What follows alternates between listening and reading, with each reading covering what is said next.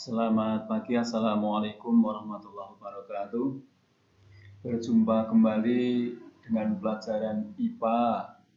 Pada saat ini akan saya sampaikan materi tentang fertilisasi dan kehamilan. Sebelum menuju ke fertilisasi dan kehamilan, perlu saya ulang lagi materi sebelumnya, yaitu tentang proses gametogenesis dan oogenesis. Pada proses oogenesis, ini sekali proses dihasilkan sel telur sebanyak 1 dan 3 badan polar atau 3 badan kutub, di mana 3 badan kutub nanti itu akan hilang, melebur, sementara yang 1 sel telur nanti akan lepas dari ovarium. Ya, proses lepasnya sel telur yang masak dari ovarium disebut dengan ovulasi. Saya ulangi, jadi ovulasi itu proses lepasnya sel telur yang sudah masak dari ovarium. Proses ovulasi pada manusia yang normal itu akan terjadi sebanyak 1 kali dalam waktu kurang lebih sekitar 28 atau 30 hari. Bisa kurang dari itu, bisa lebih dari itu. Nah, jadi setiap kali proses ovulasi menghasilkan 1 sel telur. 1 kali proses waktunya kurang lebih 28 atau 30 hari. Itu proses ovulasi. Lantas larinya kemana sel telur yang dihasilkan oleh ovarium tadi? Sel telur yang dihasilkan oleh ovarium, silakan diperhatikan gambarnya di sini. Di sini ada bendulan ini. Ini namanya ovarium. Setelah dikeluarkan akan ditangkap oleh yang seperti jari-jari ini. Ini namanya fimbriae. Ini merupakan bagian dari saluran falopii. Kemudian setelah ditangkap oleh fimbriae akan masuk ke infundibulum. Lubang yang ada pada saluran falopii namanya infundibulum. Ini lubang sebetulnya. Kemudian dia akan masuk ke saluran falopii terus sampai nanti akhirnya masuk ke rahim. Jika selama perjalanannya tidak bertemu dengan sel sperma, tidak terjadi pembuahan, maka sel telur tersebut akan mati. Ini akan mati nanti. Setelah masuk sini dia akan mati. Setelah mati apa yang terjadi? Setelah mati, maka hormon estrogen, progesteron sama LH atau luteinizing hormon ini habis. Ketika habis, maka lapisan endometrium rahim, ini dinding rahim ini yang berbentuk gerigi ini akan mengelupas. Nah, proses mengelupasnya dinding rahim disebut dengan menstruasi. Sehingga menstruasi merupakan tanda telah matinya sel telur, habisnya 3 macam hormon tadi, estrogen, progesteron, sama LH.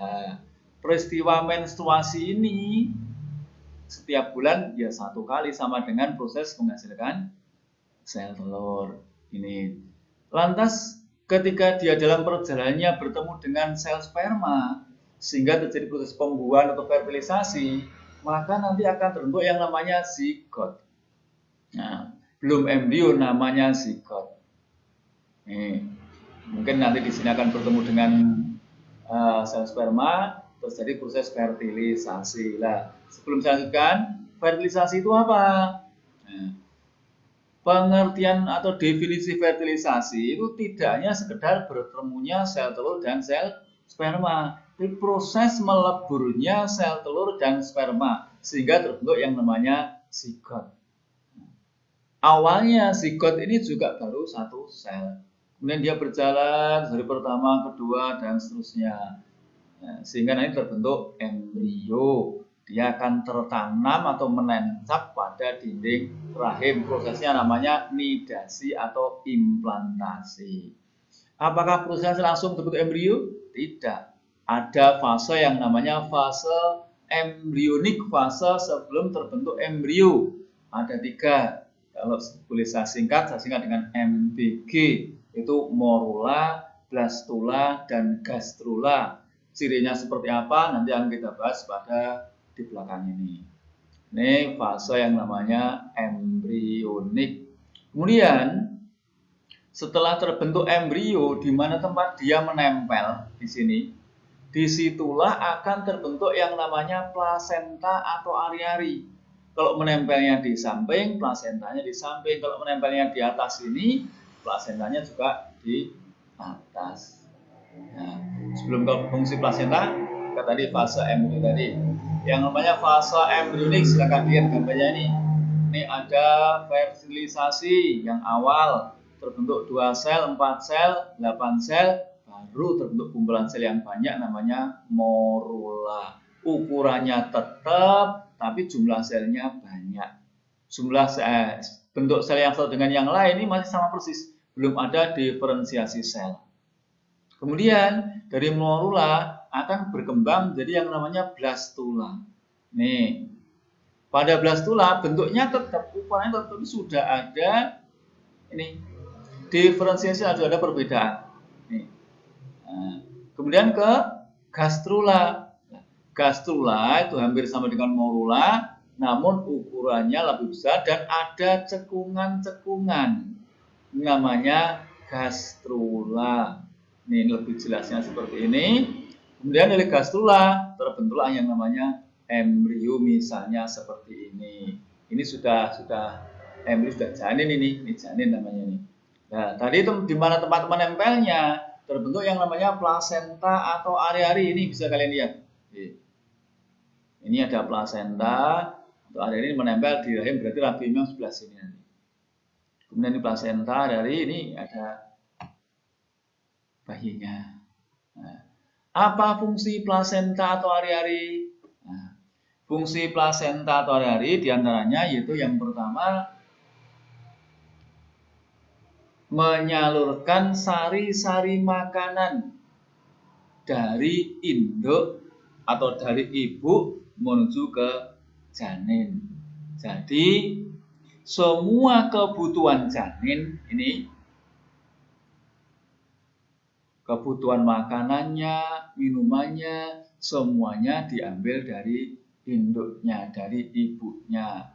Makanya kalau orang hamil itu biasanya makanannya lebih banyak daripada ketika dia belum hamil. Nah, kemudian yang berikutnya, ketika sudah terjadi proses metabolisme, maka si janin akan menghasilkan zat sampah atau zat sisa. Lantas di mana membuangnya? Ya, membuangnya juga melalui plasenta atau ari-ari tadi. Nah, jadi fungsi yang kedua plasenta atau ari-ari yaitu menyalurkan sisa-sisa metabolisme dari janin ke ibu. Nah, bayi ini engkel, lucu, ini kasihan ibunya. Ketika dia butuh sari-sari makanan, diambil dari ibunya, milik ibunya diambil. Ketika sudah terbentuk zat sampah, dia tidak bisa membuang sendiri, dibuangnya melalui ibunya, disalurkan lewat plasenta atau ari-ari tadi. Karena semua kebutuhan diserap dari ibunya, maka semua yang dimakan ibunya, semua yang masuk ke dalam tubuh ibunya, nanti juga akan masuk ke dalam janin atau embrio tadi. Makanya saya saran kepada kalian semua, bagi yang cowok jika nanti sudah punya istri, bagi yang perempuan jika kalian sudah punya suami dan hamil, ketika kalian makan, jangan hanya sekedar mempertimbangkan enaknya saja, bentuknya saja, tapi pertimbangkanlah gizi yang terdapat pada makanan tersebut. Yang namanya enak belum tentu bergizi, yang namanya harganya mahal belum tentu baik buat janin. Makanya dalam Al-Quran dikatakan bahwa kita disuruh makan yang apa? Halalan thayyiban. Disuruh makan makanan yang halal dan thayyib. Halal itu cara memperolehnya. Nah, kemudian thayyib itu dari segi kesehatan. Nah, halalan thayyiban, makanan yang halal dan yang baik. Halal dalam cara memperolehnya, baik itu memperoleh dari hartanya atau makanan langsung, termasuk cara mengolahnya juga harus dengan cara yang halal. Nah, toib di sini ini baik buat si janin. Jadi baik di sini dilihat dari gizi yang terdapat pada makanan tersebut. Kalau makan itu kira-kira nanti berefek jelek buat janin, ya jangan dimakan. Nah, kalau itu baik buat si janin, ya silakan dimakan.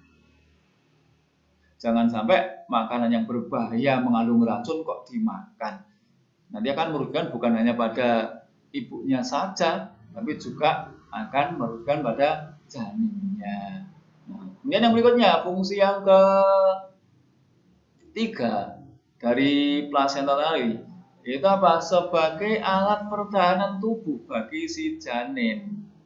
Nah, ini sebagai alat pertahanan tubuh bagi si janin. Dia belum memiliki alat pertahanan tubuh, dia belum memiliki antibodi, maka pertahanan tubuhnya dia menggunakan plasenta atau ari-ari yang menempel pada dinding rahim ibunya. Bagaimana caranya?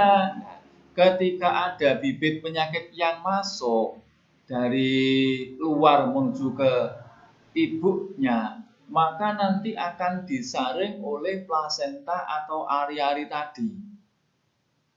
Nah, jika plasentanya menang, maka penyakitnya akan mati atau hilang.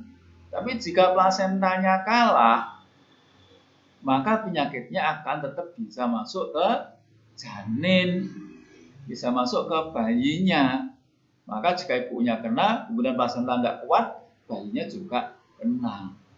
Terlebih lagi yang namanya virus. Kalau virus kan tidak bisa dibunuh dalam tubuh manusia.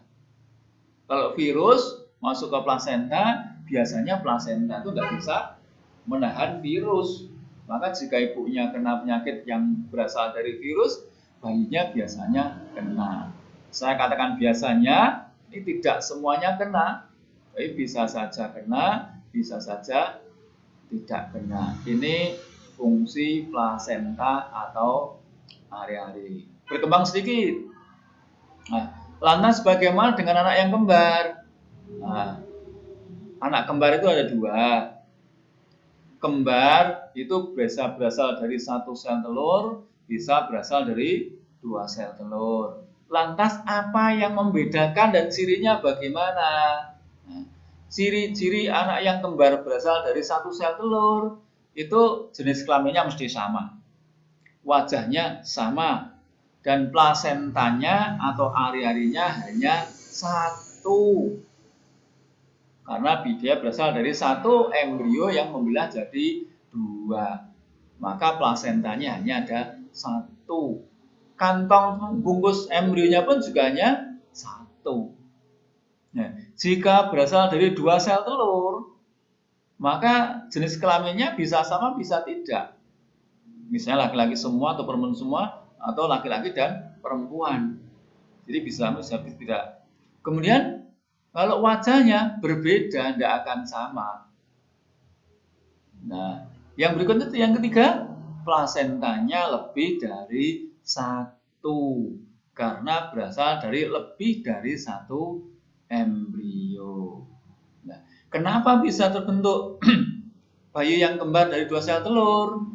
Ini kemungkinan si ibu karena saking suburnya dia menghasilkan sel telur yang lebih dari 1 pula. Harusnya ketika menghasilkan itu kanan 1, kiri 1 secara bergantian. Kanan kiri, tapi mungkin saking suburnya si ibu sehingga antara kanan dan kiri menghasilkan sel telur secara bersamaan, dan kebetulan mungkin dua-duanya dibuahi sehingga dua-duanya terbentuk embrio, dua-duanya terbentuk bayi, sehingga terbentuklah bayi kembar yang berasal dari lebih dari 1 sel telur. Jadi itu cirinya tadi saya ulangi. Yang pertama, jika dari 1 sel telur, jenis kelaminnya sama, wajahnya sama, plasenta 1.